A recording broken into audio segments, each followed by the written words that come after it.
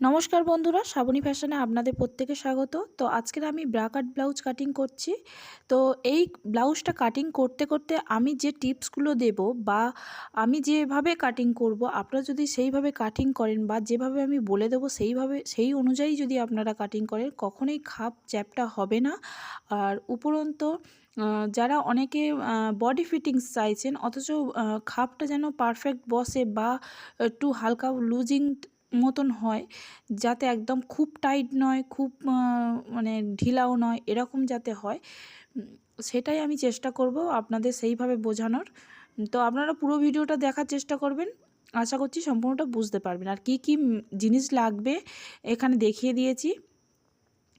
প্রথমে কাপড়টাকে এইভাবে দুভাঁজে নেব, আর আমার দিকে আমি ভাঁজ লাইন রাখছি, কেননা এটা ব্রা কাট ব্লাউজ হচ্ছে। আমি পিছনে হুপ করব না, পিছনে জয়েন্ট থাকবে, সামনে হুপ হবে।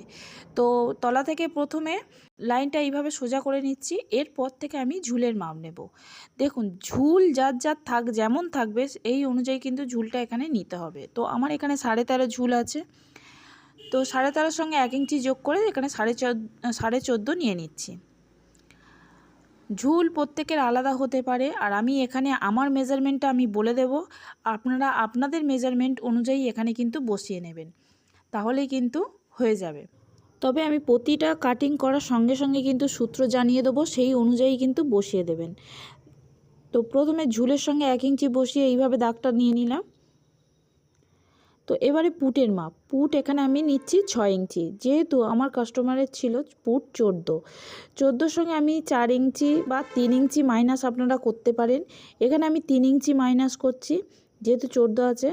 তো 14 সঙ্গে 3 ইঞ্চি মাইনাস করলে যা হবে তাকে হাফ ইঞ্চি যোগ করে নেবেন। তো এখানে আমি 6 ইঞ্চি নিয়েছি। এবার মোহরা লাইন নেব 6 ইঞ্চি। প্রত্যেকের ক্ষেত্রে আপনারা 6 ইঞ্চি নিয়ে নেবেন। অনেক সময় কী হয়, বডির তুলনায় হাতগুলো খুবই মোটা থাকে, মুহুরিটা বগলের রাউন্ড খুব মোটা থাকে, তার জন্য কিন্তু এই 6 ইঞ্চি থেকে আবার নিচের দিকে নামাতে হতে পারে। সেটা আপনারা বগলের মেজারমেন্ট বা বগলের গোলাইটা মেপে নিয়ে তারপরে কিন্তু এই সিদ্ধান্তটা নিতে হতে পারে। প্রথমে ছাতির 4 ভাগের 1 ভাগ, আপনার যা ছাতি থাকবে তার 4 ভাগের 1 ভাগ 4 দিয়ে ভাগ করবেন, করে এই দাগটা দিয়ে দেবেন। তারপরে 1.5 ইঞ্চি যতটা সেলাই কাপড় রাখতে চাইছেন পরে খোলার জন্য বা অনেক সময় খুলতে হতে পারে, তখন হচ্ছে এই এক্সট্রা কাপড়টা কাজে লাগে। কোমরের 4 ভাগের 1 ভাগ 1 ইঞ্চি টেকিংয়ের জন্য রাখতে হবে, তারপরে 1.5 ইঞ্চি। ওপরে যেমন 1.5 ইঞ্চি রাখা হয়, ওপরে যেমন 1.5 ইঞ্চি রেখেছি, নিচেও ঠিক তেমনই 1.5 ইঞ্চি এখানে রাখতে হবে।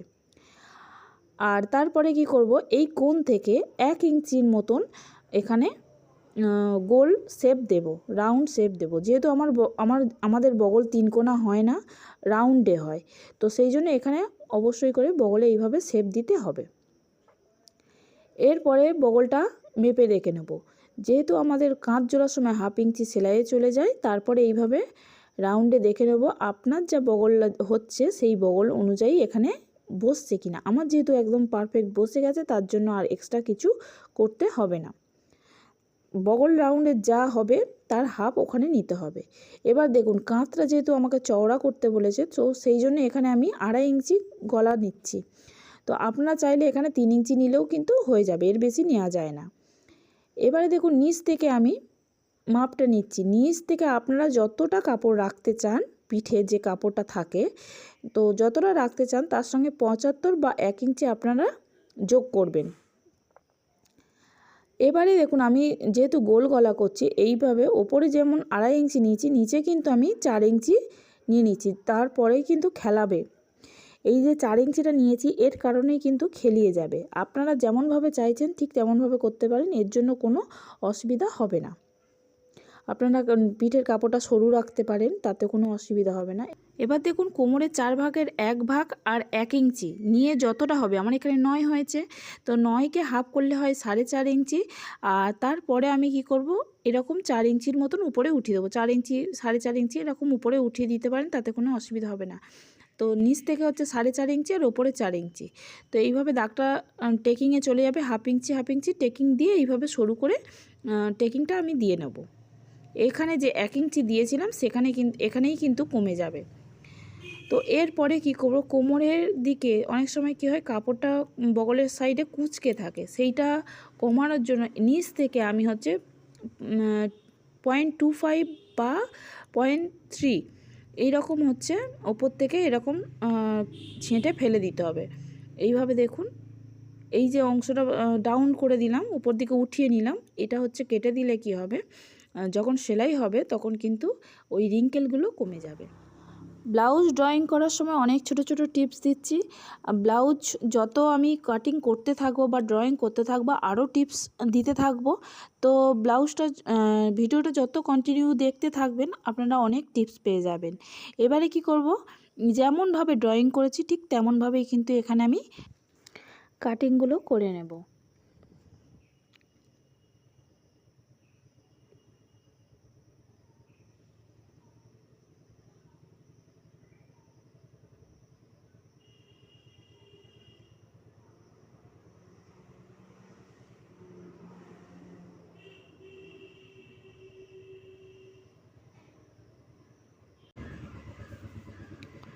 তো এরপরে কি করব, আমি হাতা কাটিং করব না, তো তার আগে আমি এখান থেকে এই পর্যন্ত কতটা হচ্ছে মেপে দেখে নেব, এটা হাতা কাটিং করার সময় কাজে লাগবে। তো আমার এখানে 8 হয়েছে, এটা মনে রাখতে হবে, 8-এর সঙ্গে 1 ইঞ্চি যোগ করতে হবে হাতা কাটিংয়ের সময়। তো এবার হচ্ছে সামন পার্ট ড্রয়িং করব। তো সামন পার্ট ড্রয়িং করার জন্য দেখুন এখান থেকে আপনারা চেষ্টা করবেন এইভাবে ঘুরিয়ে কাপড়টা নিলে কি হবে, আপনাদের যে কাপড়টা লাইনিং কাপড়টা আছে অনেকটা কম লাগবে। তো এবারে কি করব, 1.5 ইঞ্চি আমি ধার থেকে, যেহেতু এটা হচ্ছে খোলা দিক রয়েছে, 1.5 ইঞ্চি ধার থেকে আমি ছেড়ে রাখবো। তারপরে এইভাবে এলভাবে সোজাভাবে দাগটা টেনে নেব প্রথমে, নেওয়ার পরে ঝুলের মাপ নেব। তো ঝুল এখানে আপনার যা ঝুল আছে, দেখুন আমার এখানে 13.5 ঝুল ছিল, পিছন পাটে 1 ইঞ্চি যোগ করেছি 14.5, 14.5 সঙ্গে আমি সামন পাটে আরও 1 ইঞ্চি যোগ করব, মানে মেন ঝুলের সঙ্গে আমি 2 ইঞ্চি যোগ করছি, 13.5, 14.5, 15.5। তো এখানে আমি 15.5 দাগ দিয়েছি। এবার দেখুন আমি মহড়া লাইন নামিয়েছিলাম 6 ইঞ্চি, আর এখানে পয়েন্ট আছে আমার 9.5 ইঞ্চি। তো একসঙ্গে আমি দাগটা দিয়ে নিচ্ছি, দেখুন কিভাবে। তাহলে ফিতেটা যখন আমি একবারে ফেলবো তখন এইভাবে দাগ দিয়ে নিলে কি হবে, আমার দ্বিতীয়বার খাটতে হবে না। তো একেবারেই আমি ঝুলের মাপ, মোহরা লাইন আর হচ্ছে পয়েন্টের মাপ একসঙ্গে দিয়ে দিয়েছি। এরপরে কি করব, প্রথমে ঝুলের মাপটা দাগটা টেনে নেব, নেওয়ার পরে ছাতির দাগটা টেনে নেব এখান থেকে।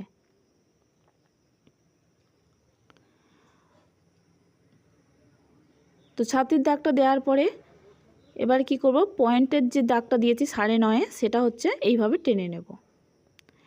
এরপরে আমি যেরকম পুট নিয়েছিলাম, এখানে পুট ভেঙে হয়েছিল আমার 6 ইঞ্চি, তো এখানে আমি 6 ইঞ্চি দাগটা দিয়ে দেব। তো এই লাইনেও কিন্তু আমি 6 ইঞ্চি দাগটা দিয়ে নেব, লাইনটা তবে বরাবর সমান হবে। আপনারা সবসময় লাইনটাকে সোজা রাখার চেষ্টা করবেন, তাহলে ব্লাউজ কখনোই হচ্ছে ঝোল আসবে না, কখনোই বাজে ফিটিংস আসবে না, কাপড় বেশি কোথাও হবে না, টেরা ম্যাকাও হবে না। তো এবার দেখুন 9.75 আমার ছাতির 4 ভাগের 1 ভাগ এখানে নিয়ে নিচ্ছি এই লাইনের পর থেকে, যে 1.5 ইঞ্চি হচ্ছে এখানে দাগটা দিয়েছি, সেই তারপর থেকেই কিন্তু এখানে মাপগুলো নিচ্ছি। ছাতির 4 ভাগের 1 ভাগ, তারপরে 1.5 ইঞ্চি, কোমরের 4 ভাগের 1 ভাগ, যেমন পিছনে নিয়েছিলাম ঠিক তেমন হুবহু নিয়ে নেব। কোমর 4 ভাগের 1 ভাগ, 1 ইঞ্চি, তারপর 1.5 ইঞ্চি। তো এইভাবে দাগটা দিয়ে নিলাম। বগলের শেপটাও কিন্তু এইভাবে দিয়ে দেবো, যেমন 1 ইঞ্চি নিয়েছিলাম ঠিক তেমন, এখানে কোনো কম বেশি হবে না। তো এইভাবে আমি দিয়ে নিলাম। এবারে হচ্ছে গলার মাপ নেব, গলা যেমন পিছন পাটে 2.5 নিয়েছিলাম ঠিক তেমনই এখানে 2.5 নিয়ে নেব। এবারে হচ্ছে গলার ডিপ নিয়ে নেব এখান থেকে, এখানে কিন্তু আমি ওপর থেকে ডিপটা নেব। তো 7 ইঞ্চি এখানে ডিপ নিয়ে নিচ্ছি। ওপরে যেমন হচ্ছে 2.5 ইঞ্চি নিয়েছি, কিন্তু নিচের দিকে আমি এই লাইনের পর থেকে 3 ইঞ্চি নিয়ে নেব, একটু তিরছাভাবে নেব, নাহলে গলাতে না টান পড়বে।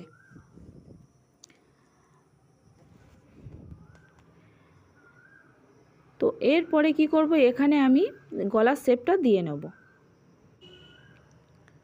তো এই রকম রাউন্ডে শেপ স্কেল বসাবো। স্কেলটা এইভাবেও নিতে পারেন বা একের মতন এইভাবেও বসাতে পারেন বা ঘুরিয়েও বসাতে পারেন, কোথাও কোনো অসুবিধা নেই। আপনারা যেমন শেপ চাইছেন গলার ঠিক তেমনভাবে বসালেই হবে। এবারে দেখুন আমি পয়েন্টের মাপ নিয়েছি এখানে 9.5। অনেক সময় কি হয়, খাপ অনেকের উঠে যায় বলে অনেকের খাপটা ঠিক মতন বসে না, এই কথাগুলো কিন্তু শুনতে হয়। তো পয়েন্টের মাপ যদি ঠিকঠাক নেওয়া হয় তাহলে কিন্তু কখনোই খাপের মাপ ওঠে না। দেখুন সামন পাটে কিন্তু ব্রাকাট কাটিং হবে, তার জন্য এক্সট্রা সেলাই মার্জিন অবশ্যই লাগবে। তো এর জন্য কি করতে হবে, 1 ইঞ্চি আমি দেখুন যে দাগ থেকে আমি ছাতির মাপ কোমরের মাপ নিয়েছি সেই দাগটা বাদ দিয়ে তার এপার থেকে আমি 1 ইঞ্চি এক্সট্রা নিচ্ছি। এটা অবশ্যই করে নিতে হবে। এটা সেলাই মার্জিন। বডির তুলনায় খাপগুলো যদি ছোট হয়, মানে পরিমাণটা কম হয়, মানে বডি 39, কিন্তু খাপের পরিমাণটা কম, তখন কিন্তু এখানে 1 ইঞ্চিটা নিয়ে নেবেন। আর যদি খাপের পরিমাণটা বেশি থাকে তখন কিন্তু এই যে 1 ইঞ্চি নিয়েছি এটা 1.5 ইঞ্চি আপনারা নিতে হবে। আর এখানে খাপের চওড়া নিচ্ছে 8 ইঞ্চি। যেমন ওপরে দাগ দিয়েছি তেমন নিচেতেও 8 ইঞ্চি নিয়ে নিতে হবে। আর কোথা থেকে নিচ্ছি একটু লক্ষ্য রাখবেন 8 ইঞ্চিটা। তো এই দাগ দুটো সমান করে টেনে দিতে হবে। এবার 8-এর হাফ হয় 4 ইঞ্চি, এর হাফ হবে 4 ইঞ্চি। তো 4 ইঞ্চিটাকে কী করতে হবে, এর মিডিলে একটা দাগ দিতে হবে। তো 4 ইঞ্চি আমি এখানে নেব না, আরও 2 সুত মতন বাড়িয়ে নিচ্ছি, যেহেতু এটা 1 ইঞ্চি নিচ্ছি। যদি আপনারা 1.5 ইঞ্চি নেন তাহলে কিন্তু এই 8 ইঞ্চিটা 8.5 ইঞ্চি আপনারা নিয়ে নেবেন। নিয়ে কী করবেন, এর হাফ নিয়ে নেবেন, কোথাও কোনো বাড়ানোর তখন দরকার লাগবে না। তো এখানে আমি দেখুন সেলাই মার্জিন যেমন সাইডে নিয়েছি তেমন কিন্তু উপর থেকেও সেলাই মার্জিন নিতে হবে। তার জন্য এখানে হাফ নিলাম, এখানে 1.5 নিলাম, এখানে হাফ নিলাম। এগুলো সেলাই মার্জিন। এক্সট্রা করে যে সেলাই তো করতে হবে, ওপরের পার্টের যখন খাপটা তৈরি হবে তখন তো সেলাইটা করতে হবে, তার জন্য এখানে হাফ 1.5 হাফ নিয়ে নিলাম। এরপরে আমরা বেল পার্ট কাটিং করব। তো বেল পার্ট কাটিং করার জন্য পয়েন্ট থেকে, যেহেতু খাপটা আমার এখানে ছোট আছে, কম আছে, তো তার জন্য এখানে 1.5 নিচ্ছি। আর যদি খাপটা বেশি থাকে তাহলে 2 নিয়ে নেবেন, হাফ ইঞ্চি করে বাড়িয়ে নেবেন। এখানে আমি নিচ্ছি 1.5, 2 25 নিচ্ছি, ঠিক আছে। এইটা নিলে আমার যে আমার যে ছাতিটা রয়েছে 39 ছাতি, কিন্তু আমার খাপের পরিমাণটা কম রয়েছে, তার জন্য আমি এখানে এইভাবে নিয়ে নিলাম। তো যদি আপনাদের খাপের পরিমাণ বেশি থাকে তাহলে আপনারা হাফ ইঞ্চি করে বাড়িয়ে নেবেন, তখন দেখবেন ঝুলটাও বেড়ে গেছে অটোমেটিক। বেলটা এখানে 4 ইঞ্চি রয়েছে সেলাই মার্জিন নিয়ে। তো এরপরে কি করব, খাপটা আমি এখান থেকে, যেহেতু যখন হুপের ঘর হবে তখন তার জন্য তো সেলাই মার্জিন দরকার, তো তার জন্য এখানে আমি এরকমভাবে হাফ ইঞ্চি নিয়ে নিলাম। আমি 2 সুত মতন কিন্তু সেলাইটা করব। আর এখান থেকে 1 ইঞ্চি বা 75 নিয়ে নেবেন, নিয়ে এখান থেকে হালকা করে শেপ দিয়ে দেবেন। দেখুন খাপটা তৈরি হবে কিভাবে, দেখতেই পাচ্ছেন।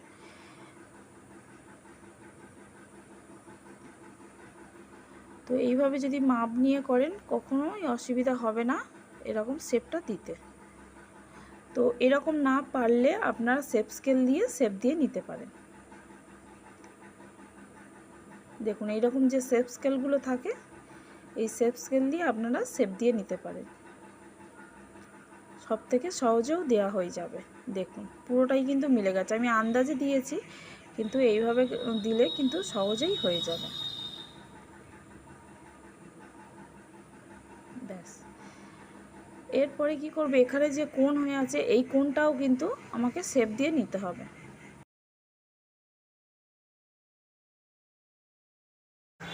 তো এরপর দেখুন এটা আমার 1 নম্বর পার্ট, এটা 2 নম্বর পার্ট, এটা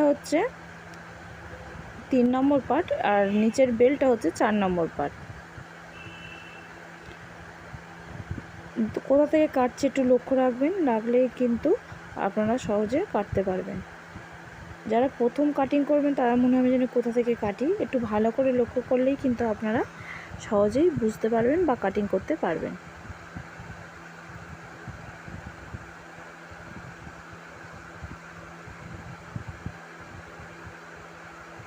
এবার কোন পার্টটা আমি নেব সেটা একটু দেখে নিন। তো এই যে বেল্ট পার্টটা, এটা কিন্তু কোথাও কোনো বাড়াতে হবে না, এটা কিন্তু সম্পূর্ণ হয়ে গেছে। এই পার্টটা নিয়ে নেব। আর এই যে এস পার্টটা, এটা আমি নিয়ে নেব।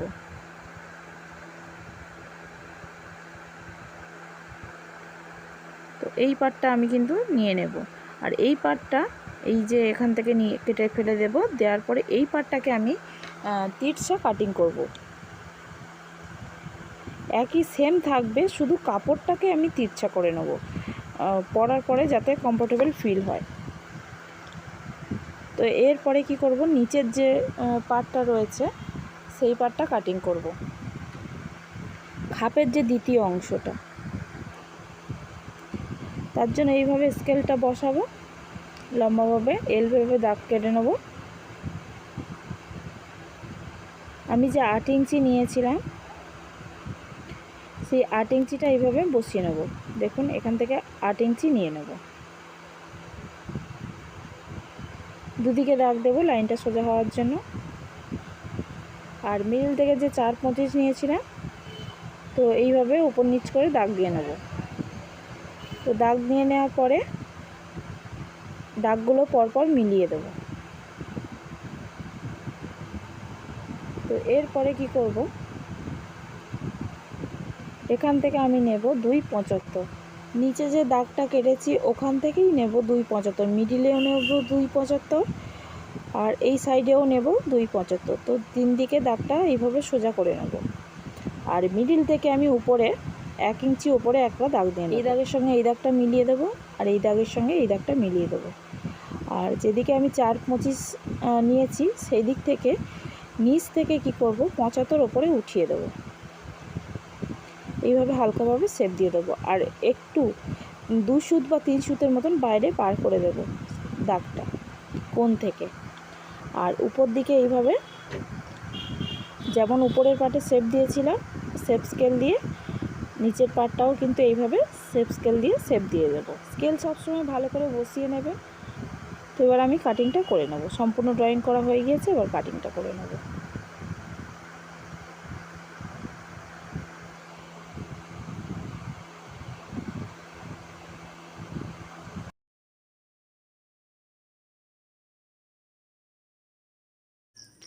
যেমন ড্রয়িং করেছি ঠিক তেমনভাবেই কিন্তু আমি এখানে কাটিং করে নিয়েছি।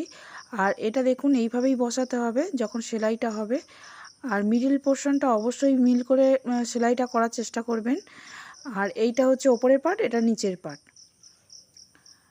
চওড়া দিক যখন সেলাই করবেন অবশ্যই বুঝে সেলাই করবেন। তো এখানে আমার ওপরের পার্ট আর নিচের পার্টটা কিন্তু কাটিং করা হয়ে গেল। ব্রা কাটের যে ওপরের পার্ট হয় না, নিচের পার্ট হয় না, সেটা কাটিং করা হয়ে গেল। এবার আমি হাতা কাটিং করব। তো হাতা কাটিং করার জন্য এইভাবে 4 মাঝে কাপড়টা নিয়েছি, নিয়ে এইভাবে সমান করে নিচ্ছি।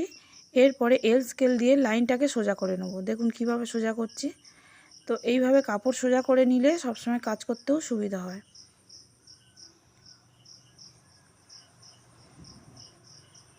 এরপরে হাতার ঝুলের মাপ নেব। তো যার হাতার যেমন পছন্দ ঝুল, সেই অনুযায়ী নিয়ে নেবেন। তার সঙ্গে 1 ইঞ্চি যোগ করবেন। যদি আপনার হাতার ঝুল পছন্দ হয় 9 সঙ্গে 1 ইঞ্চি যোগ করবেন সেলাই মার্জিন। এদিকে 1/2 ইঞ্চি ওদিকে 1/2 ইঞ্চি চলে যাবে। আর হাতার ঝুল যদি 9 থাকে 9তেই রেডি হবে। এইভাবে নিয়ে নেবেন। যার পছন্দ সেই অনুযায়ী হাতার ঝুলটা নিয়ে নেবেন। এবারে লাইনটা সোজা করে এইভাবে স্কেল দিয়ে টেনে নিচ্ছি। এবার মুহুরি নেব, মুহুরির হাফ। এখানে সূত্র হচ্ছে মুহুরির হাফ। আপনার যে মুহুরি হবে, হাতের যে গোলাইটা হবে সেটার হাফ নিয়ে নেবেন। যদি 10 হয় 5 নিয়ে নেবেন। নেওয়ার পরে হাফ যে 1.5 ইঞ্চি এক্সট্রা মার্জিন নেওয়া হচ্ছিলো সেখানে 1.5 ইঞ্চিটা নিয়ে নেব। তো এখানে হাতা কাটিং করার জন্য যে গ্যাপটা দিতে হয় সেটা 3.75 দিচ্ছি। তো 3.75 দেওয়ার পরে এইভাবে লম্বা করে লাইনটা টেনে নেব। আর লম্বাটা নেব এখানে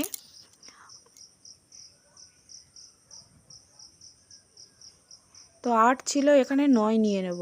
আমি প্রথমেই মেপে নিয়েছিলাম, তো মাপার পরে 8 হয়েছিল, সেখানে 9 নিচ্ছি। তো এই দাগের সঙ্গে এই দাগটা মিলিয়ে দিচ্ছি। দেওয়ার পর এই দাগের সঙ্গে এই দাগটা মিলিয়ে দেবো এইভাবে কোণ করে।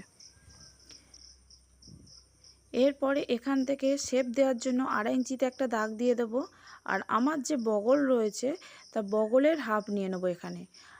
যার যা বগল হবে তার হাফ নিয়ে নেবেন। আমার এখানে যা আছে তার হাফ নিয়ে নিচ্ছি, নিয়ে তারপর দেখুন 1.5 ইঞ্চি এক্সট্রাই রয়ে গেছে। ঠিকঠাক যদি বগলের মাপ নেওয়া হয় আর কাটিং যদি ঠিকঠাক হয় সব কিছুই কিন্তু মিলে যাবে।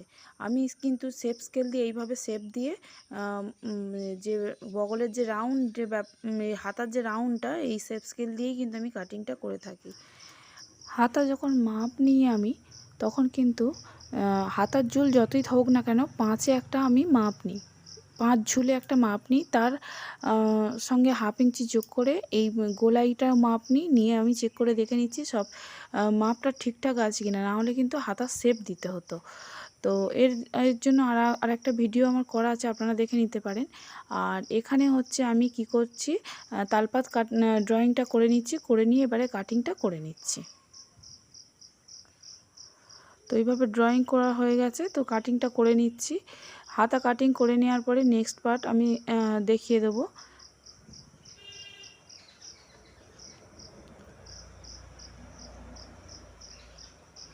আর তালপাত কাটিং করার জন্য অবশ্যই করে 2টো পার্ট অবশ্যই তুলে নেবেন, যেন সব কটা পার্ট নয়।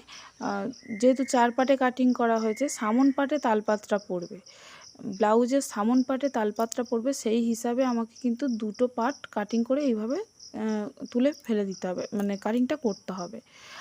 আর এদিকে কি করব, যে আমি খাপটা নিয়েছিলাম, খাপের হচ্ছে ওপরের পার্টটা দেখুন, এই পার্টটা আমি তিরছা কাটিং করি সাধারণত, প্রত্যেকটা ব্লাউজেরই আমি তিরছা কাটিং করি। তো এইভাবে আমি কাটিংটা করে নিয়েছি।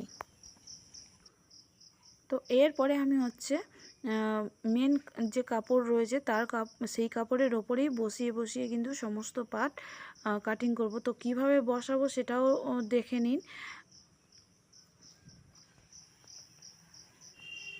তো কাপড়টা আমার এইভাবে দিয়েছে, দেখুন হাতার দিকে কেমনভাবে ডিজাইনটা উল্টো দিয়েছে, আমাকে একটু লক্ষ্য করুন।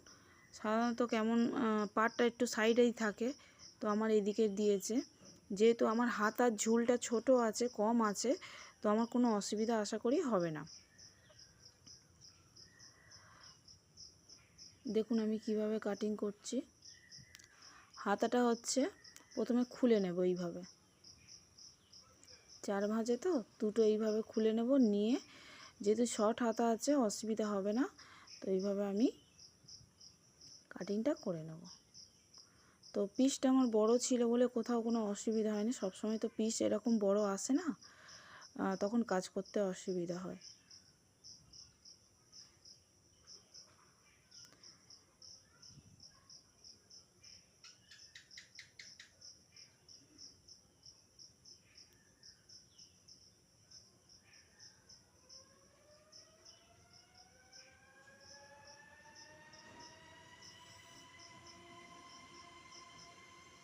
তবে কাজ এখন কাটিং করে নিচ্ছি, পরে যখন মানে যে সেলাইটা করব তখন কিন্তু অবশ্যই করে ছোট ছোট পার্টগুলো আয়রন করে নেওয়ার চেষ্টা করবেন। আয়রন করে নিলে কি হয়, হিসাব কোথাও কোনো কাপড় ফুলে থাকবে না, আর ভালোভাবে কিন্তু ব্লাউজটা পরার পরে ফিনিশিংটা ভালো দেখাবে। তো এইভাবে আমি দেখুন বসাচ্ছি। চেষ্টা করবেন সবসময় কাপড় বাঁচিয়ে বাঁচিয়ে কাজ করার, সে কম কাপড় থাক বা বেশি কাপড় থাক, যাই থাক একটু বাঁচিয়ে কাজ করার চেষ্টা করবেন সব সময়ের জন্য। একটু ঘুরিয়ে ঘুরিয়ে দেখবেন যে কোথায় বসালে কাপড়টা একটু কম নষ্ট হবে, তো সেগুলো একটু চেষ্টা করে করবেন।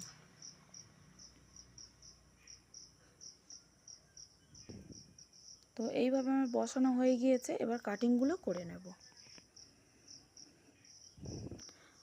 আশা করছি পুরো ভিডিওটা দেখেছেন, ভালো লেগেছে। তো ভালো লাগলে লাইক শেয়ার অবশ্যই করবেন, কমেন্টের মাধ্যমে জানাবেন ভিডিওটা দেখে আপনার কী উপকার হলো বা কোথাও বুঝতে অসুবিধা হলো, সেই সময় সেই জায়গাটুকু নিয়ে আমি ফের পরের ভিডিওতে আলোচনা করার চেষ্টা করব বেশি করে। তো পুরো ভিডিওটা দেখার জন্য অনেক অনেক ধন্যবাদ। নমস্কার।